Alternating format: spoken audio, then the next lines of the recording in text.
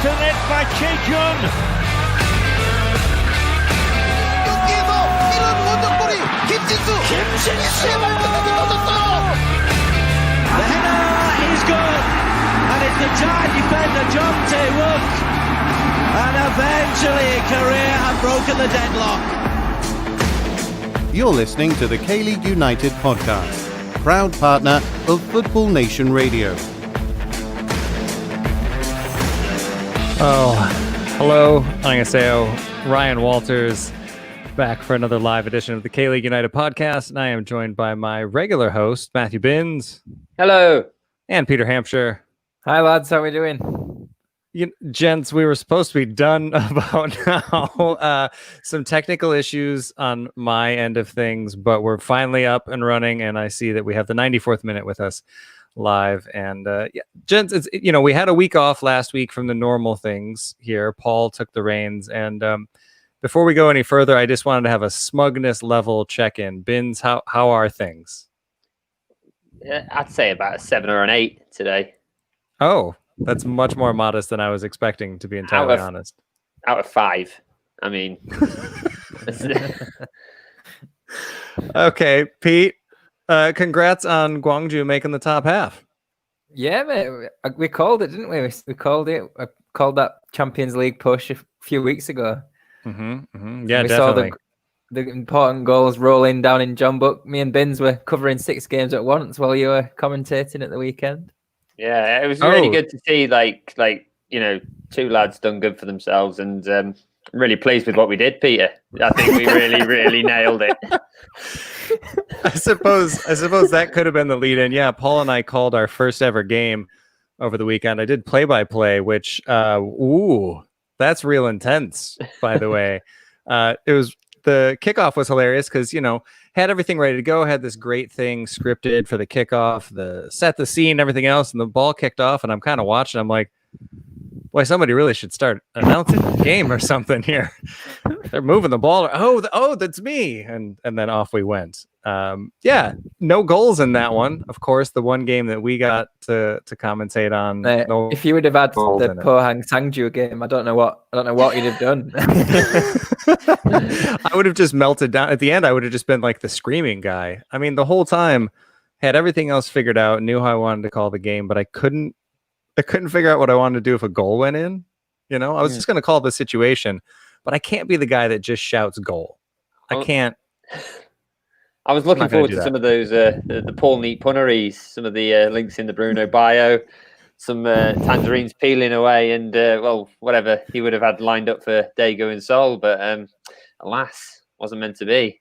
Daegu dashing the dreams of Seoul was one of the ones that we had discussed, but alas, no, that one finished 0-0, and that leads into what we're going to be talking about today, because we're going to be talking about the final round A and final round B. This is the second year that we have these names that exist. It's more than one round. It's 5 rounds of matches, but so it is the final round A, which is the top half of the table. They will be playing each other one more time. And the final round B are also going to do the same thing, and they're going to try to fight off relegation. So for each of those halves, we're going to go over the schedule briefly. We're not going to run down the whole schedule. That's available on kleague.com for you right now if you want to check that out. But we're also going to be talking about the biggest talking points. We're going to start in A, talk about the biggest talking points there. I feel like I know what Pete's going to say for that one. The match you're looking forward to most? Like I said, I've booked my tickets to Sydney for the Champions League 2021. Yeah. You don't even need to know if they're in that group or not. Just go anyway. No. Yeah. Just a trip down to Sydney. It's a lovely city, by the way. And we're also going to try to, once again, we do this throughout the year. We're going to try to predict who's going to finish on top of K-League 1. And, well, Matthew's here, so we know one of us is going to say. We'll do the same thing in final round B, but then we're also going to try to answer the question of who's going to get relegated, which, that's getting close. That's getting real interesting there. And then, of course, we do have the Olgi Luis mailbag. But before we can get into any of that, we did mention Paul Neat a little bit earlier. And to set the scene for you this week and kind of go over what's happening around the globe in Korean football, here's Paul Neat.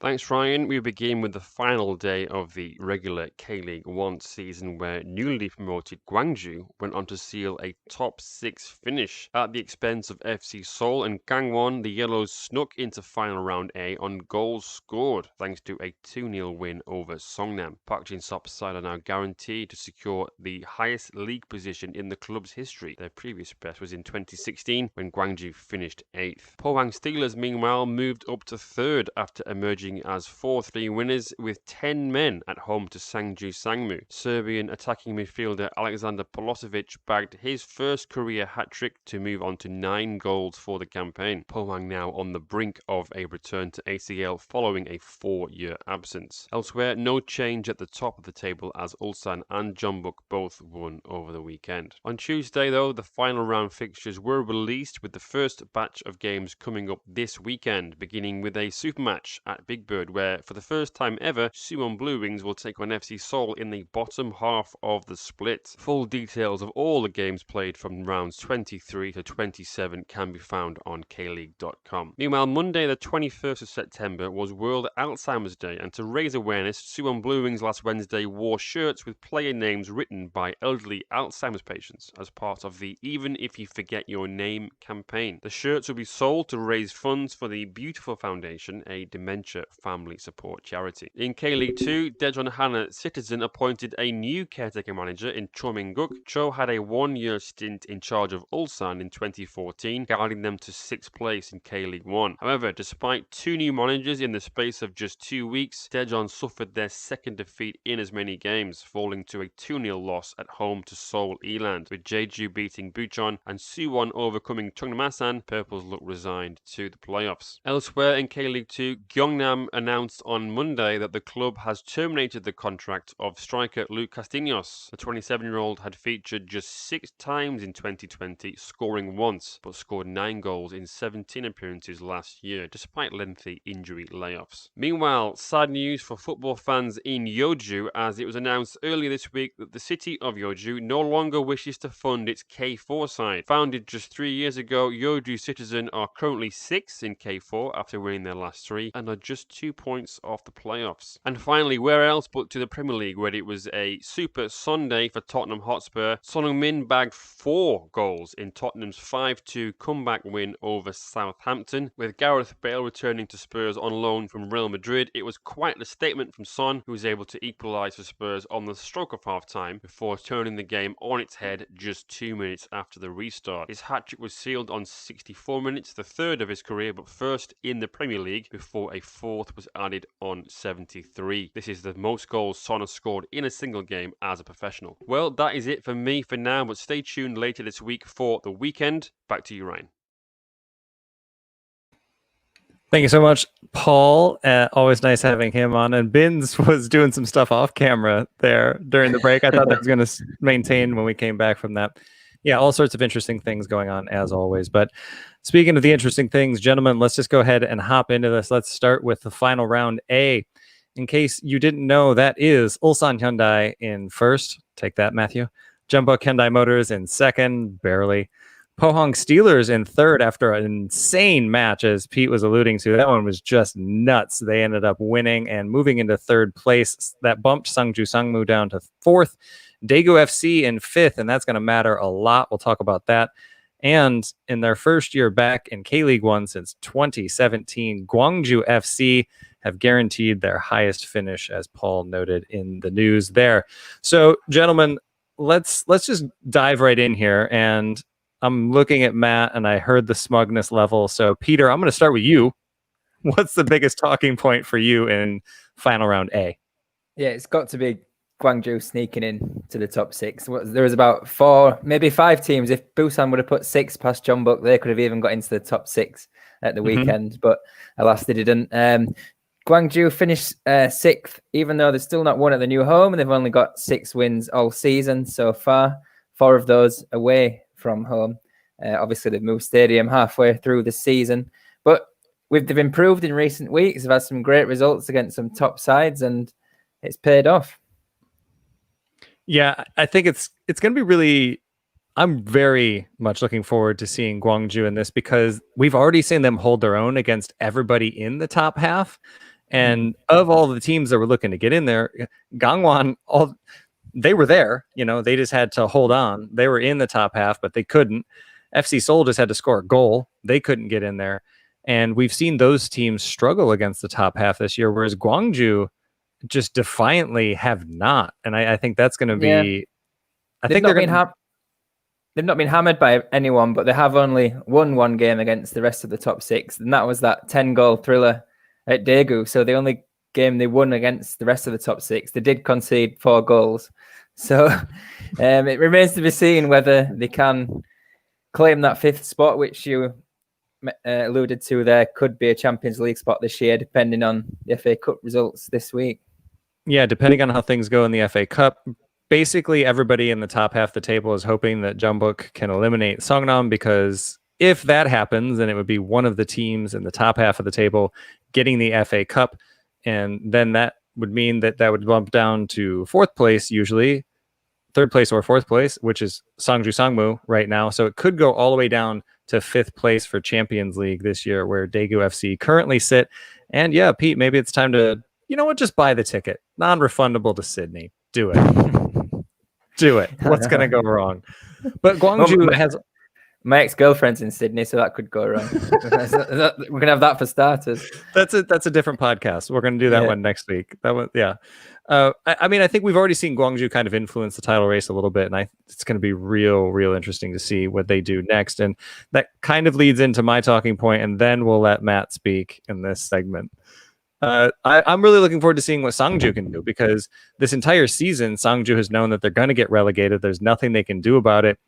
And they've just gone out and been the 3rd best team in the league at most times. And there's so much talent on that team.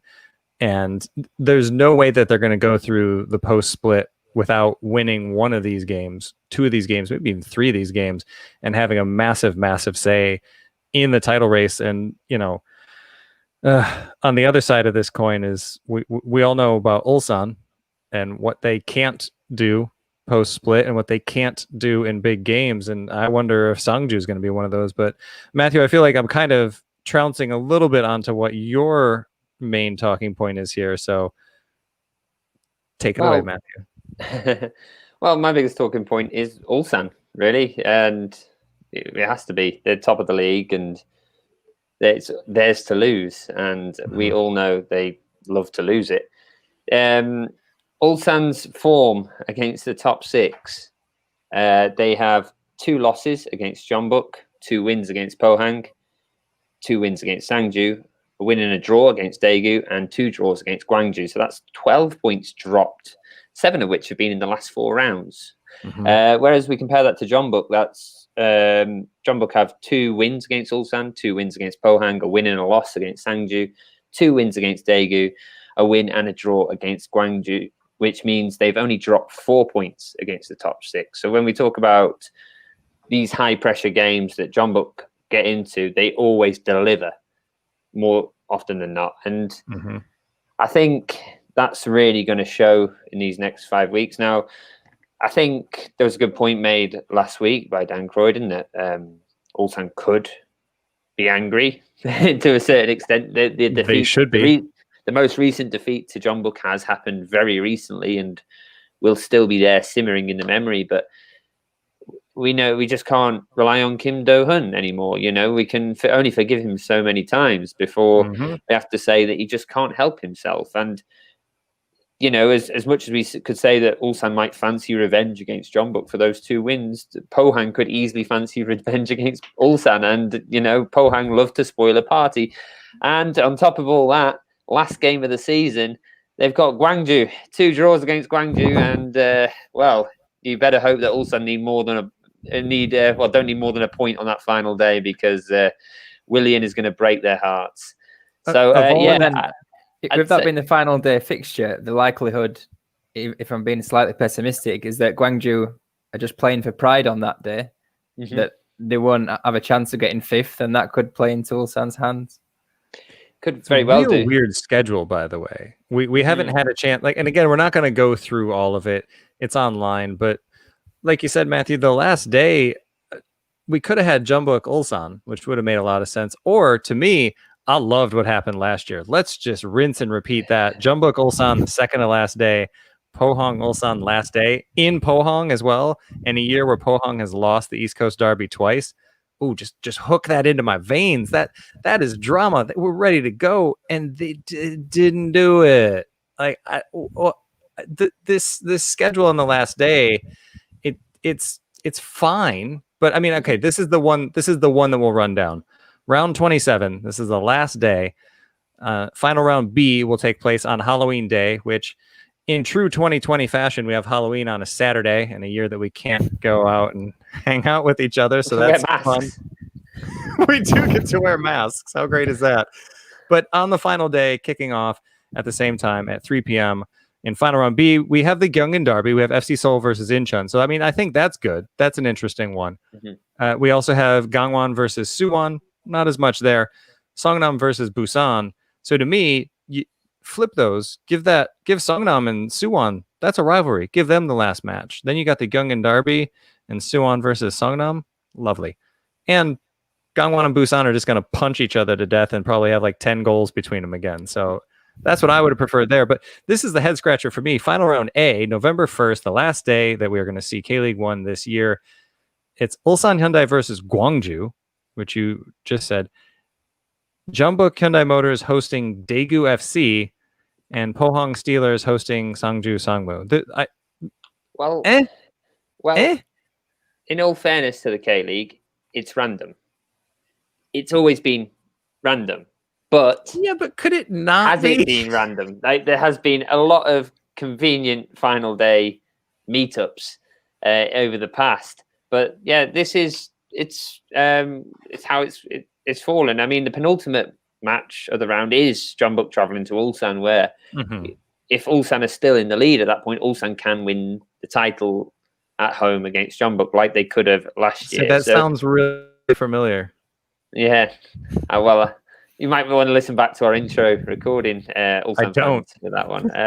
But yeah, no, I think I would have liked it like that as well. I would have liked them to have built up the potential clashes at the end, but it is what it is, and there are some interesting ties there. I mean, Daegu against Jeonbuk, that's going to be quite a difficult one. I know Jeonbuk's beat them twice already this season, but that could be a banana peel for. But Cezini wasn't playing in either of the last two games, was he, against Jeonbuk?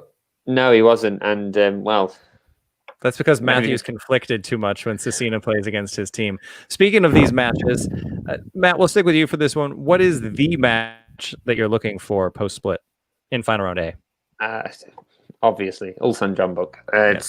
It's just massive. It was massive just under a week ago, and it's going to be equally as massive the penultimate game of the split. Like, I think, although Ulsan fans will probably disagree with Jeonbuk having won twice, I think both games have lived up to the hype to a certain extent. Maybe not so much the first match because it was kind of ruined by the red card to a certain degree, but it was still both big matches that both delivered, both teams attacked. And I think with a lot on the line, it's going to come down to that again. And I think that's really going to be one to watch. And I think that's what, I wish that was the final match of the season, but I think it'll be leading up to that penultimate match. So yeah, Ulsan Jeonbuk, obviously. Pete, which match do you have pegged? I also went for a Jeonbuk match. The home game against Pohang Steelers. I think Pohang are a team any day of the week. They could beat anyone in this league. I mean, Palasevic at the weekend was on fire, wasn't he? He was keeping us busy on the K-League highlights. And that game is also on a Saturday, and the night before is Ulsan playing on a Friday night. So that could have huge permutations for the title race. Yeah, definitely. And I'm sticking with Pohang, but I am most looking forward to them hosting Ulsan. That's in the 25th round, the East Coast Derby there. So that one's going to be, I mean, again, we've talked about this. Ulsan's got the better of them twice, but Ulsan can win when there's nothing on the line. Ulsan can win when it's week 6, week 7, week 8. I really want to see what Ulsan can bring in this match, especially because, like we're saying, it's that and then it's Jeonbuk. You can just go win the title. Just go win the title. Prove that you can win these games, win them, and you're done and you're in. And getting a clean sweep against Pohang, I think, would be absolutely massive. So that's going to be a fun one. I might even make the trip down to Pohang for that one. I was at that Pohang 0 Ulsan Hyundai 4 game earlier in the season, and that was like the revenge match, wasn't it? And not even just the players, but all the backroom staff was so animated on that day. And when the first goal went in, they were all jumping up and down in an empty stadium. And they were that's what they need again. They need the anger with them. Well, speaking of anger, real quick, then we got to go to a break. Matthew, who's going to win the league? Who do you think? No, I can feel Kim Do-hyun already looking at his starting lineup and thinking, "Ooh, maybe if I should just change it just this 1 week." And I think Ulsan are going to let them back in again. It's going to be Jeonbuk. It's going to be 4 in a row, and they're going to be they're going to have a record 8th title to their name. Pete, I'm going for Ulsan. I think Thank you, Pete. they've got more consistent strikers if they actually play them than Jeonbuk. And at the weekend against Incheon, they showed that grit that you need to win the title and grind out 1-0 wins. Even if it was against the side at the bottom of the table and not the rest of the top 6. I think it's going to be Jeonbuk on the last day again, because Ulsan have had so many chances this year to prove that they can do it when it matters, and they can't. And as I've ranted on here before, Kim Do-hyun can't. He cannot win this title. He can't. He can't win big games. He doesn't know how to get out of his own way. And he's going to do it again this year. And the Ulsan board has nobody to blame but themselves, because the talent has been there on this team for years. They should have multiple trophies in their cabinet right now if they would have just gotten rid of him and brought in almost anybody else. He's going to get in his own way again, and we're going to have to watch Jeonbuk win the title again, which just sounds so great. I'm not going to that last game this season at Jeonju to watch Jose Moraes lift a trophy.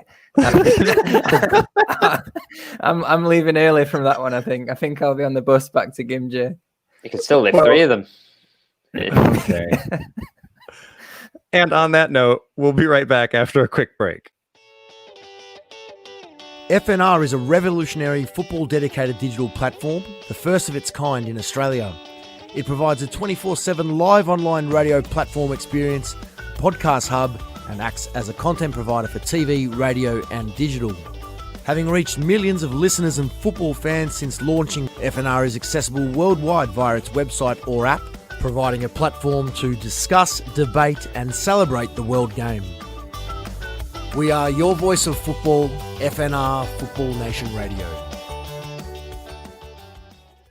Welcome back to the Kaylee United podcast. I'm your host, Ryan Walters, joined by Pete Hampshire. Hello. And a very smug Matthew Binns. Hello.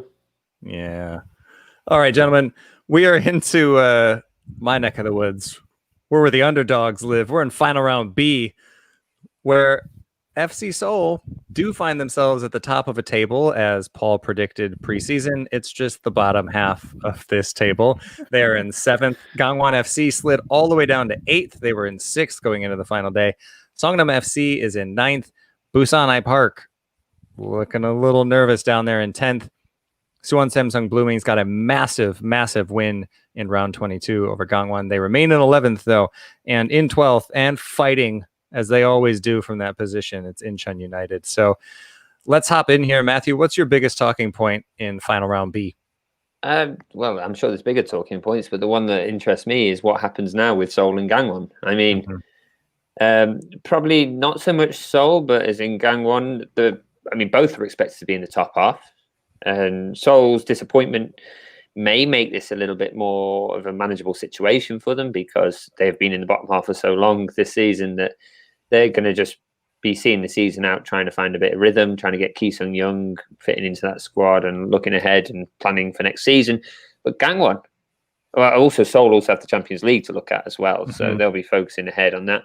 But we look at Gangwon, and they've been in the top half all season. They've been praised. They've been, they're supposed to be the forebearers of this beautiful new football to the K-League. And they've just been rubbish. Quite frankly, the last few games, had a few being very lenient on them. 2 wins in their last 12 for Gangwon that has seen them slip down into the bottom half. And you can't see them getting the motivation to continue against these teams. Now, I'm not saying they're going to go down, but I'm saying that teams that perhaps are in those lower positions might fancy that as one of the easier opportunities to get 3 points. If you're Incheon, if you're Busan, well, maybe not Busan because, we'll talk about them in a bit, I believe, but Suwon as well, and Suwon, as they proved in the final game of the season, Gangwon are there for the taking, and that's. I just wonder what's left of the legacy of Byung-soo Ball after this season, because it was supposed to be so much better. It looked so promising, and now we come to the end of the season, and it's just a bit of a shrug, really. You know, you pass it around a lot, but really, at the end of the day, what are you doing? To me, yeah, they're always entertaining, and I think they're just 1 or 2 players away. But we've been saying that for a really long time. So, anyway, Pete, what's your main talking point in final round B here? Yeah, it's Busan iPark for me. I mean, they've gone from looking relatively comfortable. It looked like they could push for a top half finish themselves at one point, and where they lost just 1 in 10 a few weeks ago, and they've followed that on with winning 1 in 10. It was an incredible transformation from Cho Duk-jae's side. We watched them. Me and Matt watched them at the weekend, obviously, and they didn't look awful, but I mean, I think John Buck took their foot off the gas a lot in the second half and saved their legs. And Chaepil Soo had a lot of saves to make to keep the score down. They've also conceded +2 goals in 6 of those last 10 games. So with 5 games left against the teams around them, you'd be worried, wouldn't you? Yeah, indeed, I would be. And that leads into my talking point here, which is the Great Escape. It's always on. It's on again. Because speaking of Busan, they are just 3 points clear of Incheon right now, as are Suwon. Incheon are on 18 points. Suwon and Busan are on 21. Songnam's also not safe. Songnam is on 22 points right now. Gangwon, I mean, like you say, Matthew, I don't think they're too worried about the drop, but they're 6 points clear and they're not winning games. Yes. So, I mean, it is possible.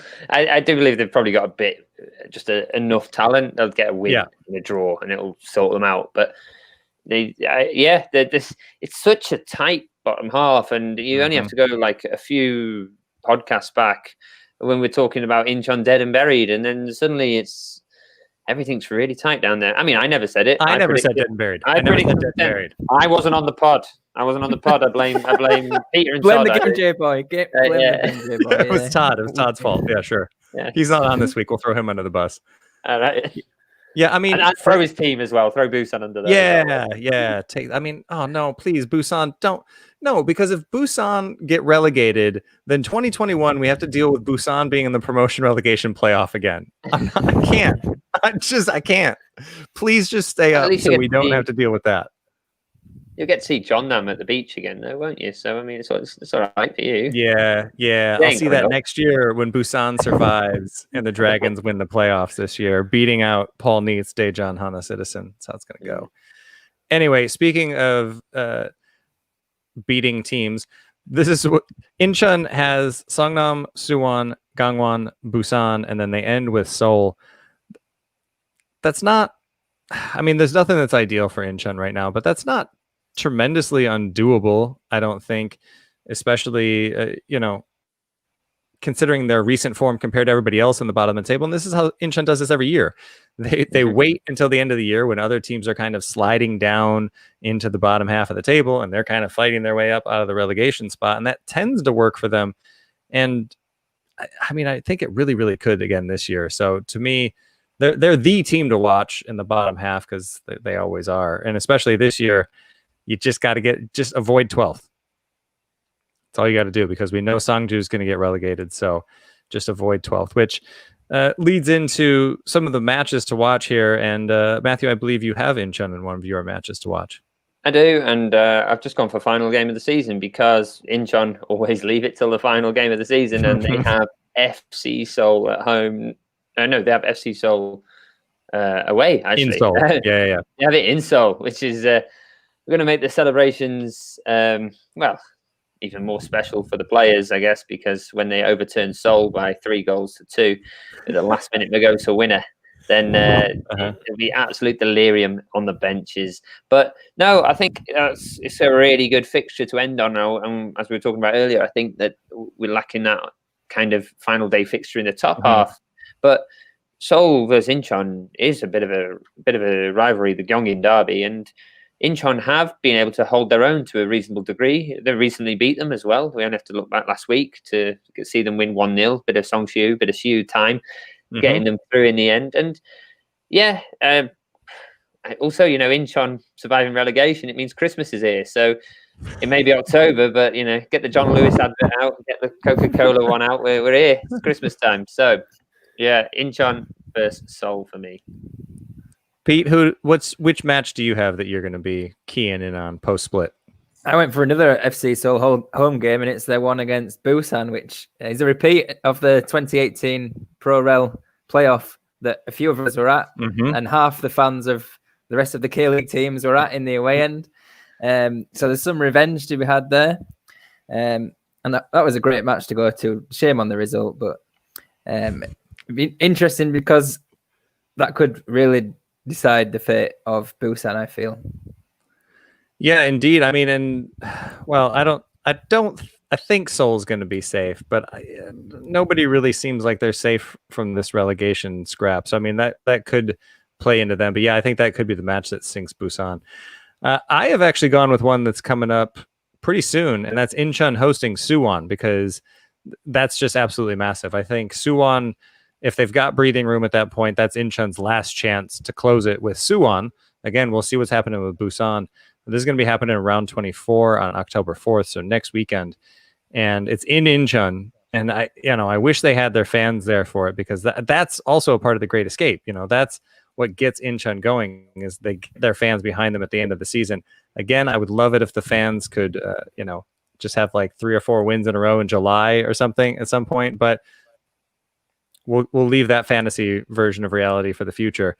I'm really looking forward to this one, because I think if Incheon are going to do this, they have to win. They have to win that game. And I mean, also the match against Busan's a must win, but this one against Suwon, the team that's been in 11th, the team that's been right there the whole time, if they might even have a chance to leapfrog them at that point, and then they'd be fighting from the advanced position. So I think this one's going to be absolutely massive. So yeah, we've got matches all over in Final Round B here, coming up early, mid, and then the last game of the season. And yeah, Incheon and Busan, which I think kind of leads into the teams we'll be talking about now as we get into who's going to get relegated. So, Matthew, who do you have making the drop down to K2? Well, I was going to say Busan, but Todd Wild's just come into the comments complimenting my new hair. So I might have to have a quick change of thoughts, I honestly, I thought Busan, just because I thought they were malfunctioning at both ends of the pitch. They're not scoring, letting them in. I think Suwon might just, as the John Book fan in me, I want Suwon. There's no secrets there, but I think Suwon are going to have enough to get through, and they're just Pokana is going to sort them out. I think Pakuna Matata, and no worries for relegation for Suwon. He's been lining that up for for weeks. Okay, so Pete, since we're not going to have Matt on the podcast again for the rest of the season, who do you think is going to go down in the meantime? I don't think either are going to agree with me, because I'm going for Incheon. Incheon United, even though they seem to survive every year, but I think this is the one. You don't go that long in a season without a win if you've just not got the quality. I know Aguilar's back and he's helped them along, but I think the other teams have just got more strength in depth, better quality players. Look at Suwon, they've signed Han Suk-jung, is being a big influence in the middle. And I think Busan have just got that touch of quality up front to pull them out of it. Yeah, I disagree, because Incheon can't be relegated. That's one of the facts of reality. I do think it's going to be Busan just based on recent form. Kind of like you were saying, Matt. I think they're a mess all over the place. Goalkeeper has been an issue for them all year, and I think right now you have to have a steady pair of hands in net for you right now. And I think Itae is that player for Incheon. I wish he would have been in net for them all season. Whatever's going on there, but every single time I see him play, he's got a gaff in him every now and again, but he's just so steady at the back for Incheon, and that's what they're going to need because they're going to need to get these close results. And I just don't see the same thing for Busan. I just don't see that happening for them, which means that in 2021 we get to see Busan in the promotion relegation playoff again. So, yay! It's never dull if you're a Busan fan. Always a final. Yeah, there you go. We should. I mean. Well, there's a question in the mailbag about this. So actually, I'll cut myself off right there. We'll take a quick break, and then we're going to hop into the Ulji Luis mailbag.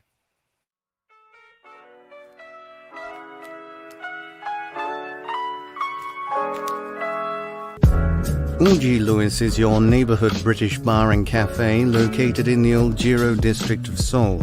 Decorated in old English antiques and furniture for a true homely feel, you can enjoy homemade scones, cakes and afternoon tea during the day, and traditional British favourites like beef stew, English ale, and a fine selection of wines at night. Available for private parties or simply an evening out, Ulji Luis is sure to become your favourite neighbourhood pub. Be sure to mention Kaylee United at the bar during your visit and you'll get 10% off your bill. Welcome back to the Kaylee United podcast. I'm your host, Ryan Walters, joined as somewhat usually by Peter Hampshire. Hello. And leading us through the Ulji Luis mailbag, it's Matthew Bittens. Hello. Okay, into the Ulti Luis mailbag we go. And first out this week is the 94th minute on Twitter. Usually we save him for a bit further down, but he has a question about Gwangju. And, well, we can't resist a Gwangju question with Peter on. So, does Gwangju have the best front three on form in the K-League currently? Willian is top quality and has the best shirt number also. Yeah, number 94, for those wondering what his shirt number is. I would say they've got the best balanced front three. I mean, Ulsan have obviously got quality up there, 45 goals in 22 games. But if you look at the balance of Willian, if you're into goals, then it's Ulsan's the one. But they've got Willian on the left, Won-sang on the right, and Felipe up top. I mean, just the perfect balance. I think that's what makes them punch above their weight so much. And I mention it all the time on this podcast, but Felipe's ability to draw fouls and get free kicks is still the most foul player in K-League. That really does benefit Gwangju. Mm-hmm. Yeah, I'm not going to argue against that. Well, then I'll follow it with a more negative question on Gwangju, and this is from Blumquart on Instagram. He asks, do you think Gwangju's success is a one-off, or can they be a consistent mid-table team? To me, it depends. I'll say it depends on if they can keep Felipe next year, because they go as he goes, and that's kind of always been Gwangju's MO, right? You know, when Jung Jo-guk won the MVP there, they did well because he did well. When Na Sang-ho was tearing up K2, they did well because he did well. Now, the past 2 years, last year they ran away with K2 because Felipe should have been the MVP, was the Golden Boot winner, so they did well then. And he's stepped up to K1, and he's done a really good job for them this year. So to me, if they can hang on to him, yeah, they're a mid-table team. Especially, actually, if they can hang on to all three of these guys that we're talking about right now, because Won-sang, like you said, is just, what a talent. And I think it's going to be hard to keep him around for long, especially with Jeonbuk in the league. Hi, Matt. Yeah, I would say that Gwangju have been very lucky, fortunate, whatever the word is, with injuries this year. I've been doing those previews and I'm trying to fill the team news section. I'm like, just give me an injury somewhere. Give me an injury to write about. But every week they've had a fully fit squad, and that's why Felipe is so important, because he just gets battered around every week and he never gets injured. Yeah. So if they can keep everyone fit like this season, then maybe again. Just want to say that we've got Clint, the 94th minute, coming in on YouTube right now, saying that goals are overrated. Agree, Clint. Defense wins championships. He wants to start watching Barnsley if he feels like that. Anyway, so we're going to move on from Gwangju. We have Alex Holiday on Instagram. He's asking, if you had to pick one team to do well after the split, who are you picking? And Alex went with Pohang and Suwon as an optimistic / deliriously depressed Blue Wings fan. He went with them as a depressed Blue Wings fan, rather. Oh, okay, so he's saving himself. He's optimistic that Suwon will do well post split. I mean, they might. They might, because most of a lot of their losses came against the top half of the table, who they don't have to play anymore. They're not necessarily who I think is going to do tremendously well post split in the bottom half. I think it's going to be Incheon, but that's just because I am all aboard the Great Escape hype train. I'll say Incheon in B, and I think Songju is going to do really well in A. Can I take one from the top and one from the bottom? Like, I think that's what we have to do. That's what we have to do. That's what we have to do now. Yeah, that's how it was set up. Rachel. Yeah. Do you get that reference, Ryan? No. Just say yes. British references to you. Yes. Moving on. Yes. Mm-hmm. No, yeah. From the top, I'm actually taking Daegu. I think they're going to take points off Ulsan this weekend. Yeah. Cezenia's on fire. I mean, and Daeyeon's on form as well. And sometimes you just need those two attacking talents, and you can cause an upset in these big games. From the bottom, I'm going for Songnam. Na Sang-ho has been on great form recently, and I don't think they'll be anywhere near trouble. Matthew, I don't know. I think Jeonbuk's going to win 5. No. I mean, there is a very good chance Jeonbuk might do very well post split. I mean. There, as much as we joke about it, they've just beaten Ulsan, which seems to have given them gave them a new lease of life against Busan. I mean, Busan were Busan as well at the end of the day, so we maybe shouldn't read 100% into that. But Jeonbuk looked good. They have got a good track record against the top 6, and they do deliver when the pressure's on. So, as boring and predictable as it is for me to say it, I have to think Jeonbuk are going to just turn it on in the split and go after Ulsan. It's whether Ulsan can hold their nerve. I think for me as well, from the bottom, it's a difficult one, isn't it? I think Incheon. I'll go. I've got to go with them because they're coming into form at the right time of the season. They're getting the results when against big opposition in FC Seoul and things, and they've dragged themselves close to safety. Yes, didn't go quite right on the final day of the season, but they still only lost to Ulsan 1-0, and that was even after hitting the post. So they're fighting, and I wouldn't want to be locked in the bottom half with them. You know, it's not you want to avoid them at any cost at this point in the season. Yeah. Anyway, it's me reading the mailbag, isn't it? Yes. So back in we go. It's like me on Sunday all over again. We have an eloquently worded question from Todd on Instagram, who is, as it's a family-friendly podcast, we'll just say he is wondering how much of an issue Busan might have found themselves in. I would say a lot. Todd's also watching now on Facebook and brought up a good point. He said, to Pete's point, with injuries, Busan have had so many injuries this season. Kim Moon-hwan, Yoon Suk-young all season, Kim Jin-gyu, Park Jong-woo, Lee Jung-hyup, and Kim Hyun have all missed long stretches this season. So yeah, that's pretty significant. That's a lot of folks there. And how what was your wording? How big Busan? Is the issue that they have? How big is the issue? Right. Okay, because this is family friendly. Massive. Yeah, I think they should be very concerned about the drop. Yeah, and those injuries we just mentioned are all over the park as well. It's not like it's just in one position. That's fullbacks, centre midfielders, strikers, and also Cho Duk-jae's he just seems to pick a different goalkeeper every week. He can't decide who his number one is. That doesn't help a team settle in back in the top division. Tell you what, that injury list as well looks like a lovely shopping list if they do go down. I mean, you'd fancy just plucking a few of them out, wouldn't you? But no, I'll stay away from that until the post-transfer squad. Hello, Kim Min-hwan. And no, we'll carry on down the mailbag list that I have in front of me. And we have Hasbi Furman on Twitter asking, what do we make of the Blue Wings under Park Hang-seo based on their performances in the last 3 games? Past 3, they've scored 3 goals in 3 games. They were held scoreless against Pohang. No shame in that, really. But they lost to Seoul. I mean, as Paul and I mentioned post-match in that one, that was just a moment of brilliance from Han Sung-gyu, which sadly they were missing over the weekend.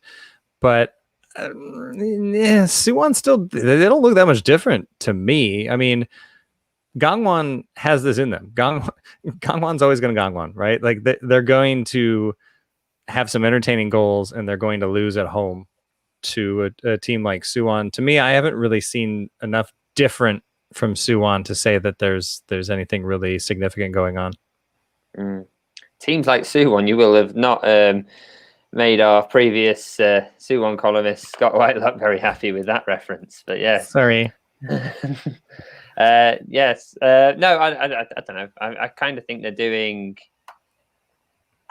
all right under Park Hang-seo. I think it's too soon to say. He was a defensive manager first at Seoul Leland. Yeah, but 3 games, too hard to say. But he hasn't. He's lost 1, but only lost by that goal, like you said, and he's managed to get points out the other. So they'll probably survive, and then we'll have to look what they do in the off season before we can really rate how he's actually faring. Again, City Football Group, I know you're listening. They can't take him over. It'd be awful. For you. Yeah. That's all I care about. We have not established this. Right. Dejan Citizen Fan Club Brazil on Twitter has a question in saying, we saw teams like Seoul, Suwon, Daejeon and Incheon sacking managers mid-season. What is your opinion about the manager pool in South Korean football? Do you consider it shallow, and how do you evaluate the changes until now? Yeah, I always have a look on Transfermarkt at the available Korean coaches, and we've mentioned it a few times over the last few podcasts. There's not a dearth of available talent. I was thinking about this question, like this year with COVID and everything, you could see some more left field managers coming into K-League next season, because people are going to look on the K-League from abroad and think there's a stable league that is pretty much going to go ahead next season. Whereas in Europe, who knows what's going to happen? Well, I mean, to me, I don't think we have to look too far. You just hop over the EC to J-League, where we saw Ange Postecoglou win the league.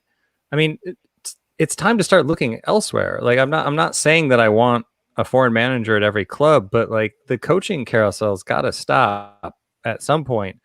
I mean, or at least start looking at the uni coaches and give them opportunities in K2 or something. But I mean, we just keep seeing the same managers come and go and do the same thing over and over. And there's so many similar styles of play. And I just stop it. Stop it. I mean, and especially like if you're FC Seoul, yeah, leave a caretaker in charge for the year. And then this offseason, go and get a manager that gets people excited. Go and get a manager with a name that makes players want to come and play in the capital city of a country like Korea. And like you said, Pete, a league that's stable like K-League, that should be a draw.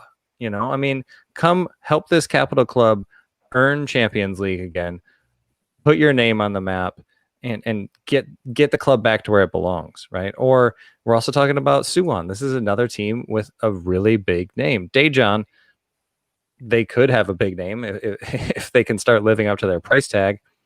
I mean, in Incheon, Incheon Challenge is a gorgeous stadium. It's a team with a lot of history. I mean, there's just so much going here to just keep having the same guys come in and do the same job over and over. I mean, the thing is, I'd argue that there isn't that much going on in terms of actual professional teams. There's only 22 teams in this league. There's only 22 opportunities. So to be a manager in this league is a very short-lived affair unless you can move yourself overseas pretty quickly. Because if you don't succeed, then in theory, there should be up-and-coming talent. But what it does mean is there are teams that are not willing to take the risk, and then you just get this clog of managers. But I think if you could open the pyramids that would also really help, and it would actually put more eyes on managers in the K3 are doing a good job at present, and it would put pressure on those at the bottom of the K2 to perform and actually test their mettle and things. So I think as well, the lack of professional opportunities doesn't really help the managerial situation, but I won't I'll let you two stick with what you said there. I think that they're very good points. So we have one more question, and it is from our Buchon columnist, George Slade, on Twitter, and he wants to ask a K2 question. Hey. Oh, we haven't had one of them around here for a while. George Slade is asking, does the close promotion race in K2 demonstrate the need to expand the playoffs to 4 K2 teams and have it in the style of the English Football League, aka 2 semis and a final, and straight up with 2 K1 teams going down?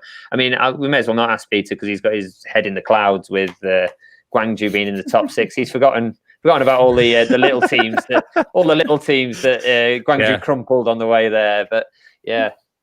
Thoughts? I mean, yes, Paul and I have both been shouting this all year. I mean, this year's a perfect situation of what it should be. And again, we talk about the league all the time having opportunities to create events. This is an event. Like, this is an event that makes itself. Have the K2 promotion final at Incheon Stadium every year. Have it at Daegu, for that matter. Just have it at a neutral venue where fans can travel. They'll fill up the stadium. Again, this is in a normal year. Hopefully we'll be there next year. But either way, have it in a neutral venue and have it be an event. Have a trophy for this. If you win the K2 playoff, you get promoted and you get a shield or something. I don't know. Have something there.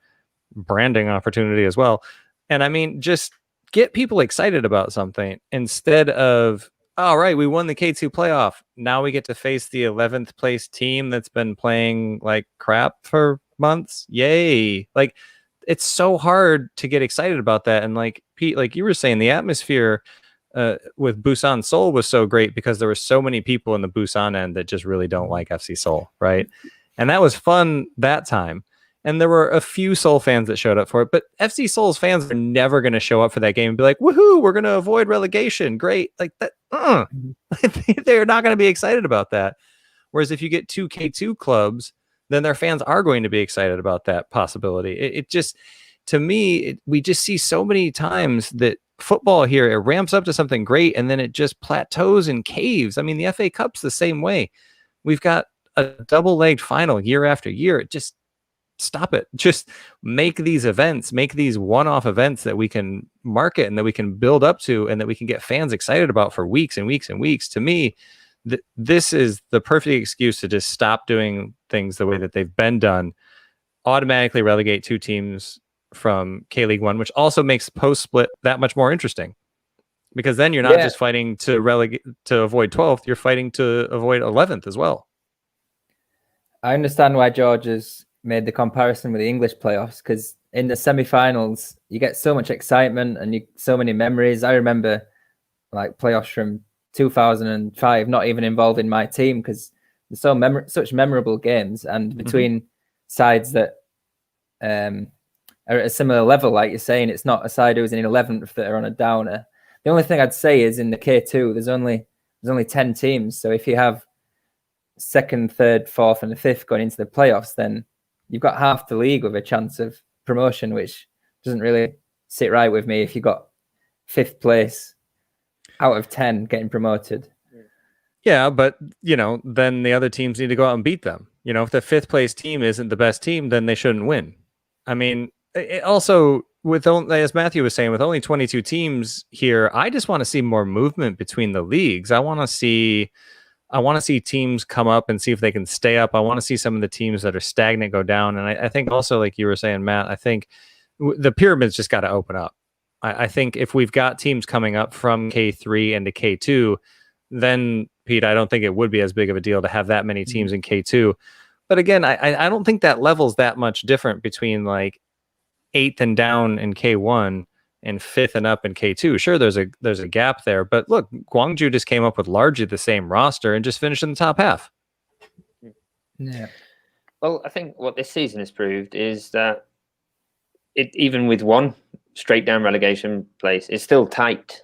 So we don't need to really think about this relegation playoff and expanding 2 extra games when it could just be a playoff final. I think it's tight this season. Chuck in another straight down relegation spot, whether that involves a 4-team promotion playoff in the second tier or the 3-team promotion playoff that we've currently got at present. I think definitely 2 down, 2 up has to be the future if we're going to keep the excitement in the league. But that's it for the mailbag, unless there's anything else to add. We had a few comments come in, but we've managed to get to them, except for Clinton again saying it's time for the David Moyes revolution in Korea. I'm good. Going to take over at Ulsan after Kim Do-hyun leaves. It's going to be fantastic. All right, then. That's it for the K-League United podcast this week. I'm doing Ryan's bit here right now, but I'm going to tell you about our Patreon. It's live. Can't edit this out. So if you do like what we do, if you want to support us, you can support us via Patreon. That's patreon.com/K-League United. And by supporting us, you get exclusive access to editorial pieces, power rankings. The power rankings for this month are out now as well. You get full player interviews and podcast extras. There's the K-League Survivor, which is wrapping up this weekend, but you will be able to join it next season. And there are plenty of other things there. And tiers start as low as $1, $3, and $5. And we appreciate all the support. And thanks again to all our current patrons. And we will be sending out parcels soon. We believe we really are trying. It's just COVID is destroying everything this year. Also worth noting that patrons of all subscription levels are going to be invited to a pub quiz soon. So we're going to do another K-League pub quiz. Matt's the quiz master for that. Did a tremendous job last time. We're tapping him for that one again.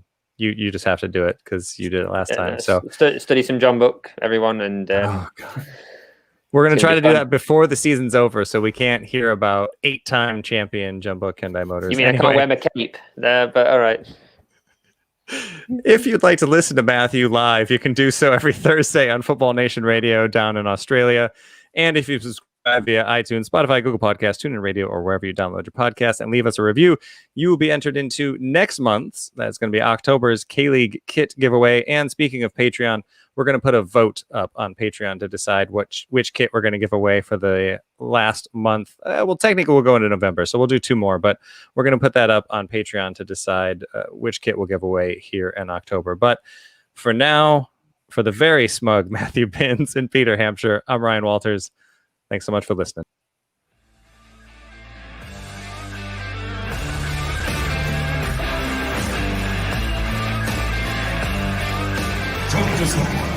공격 복귀 김신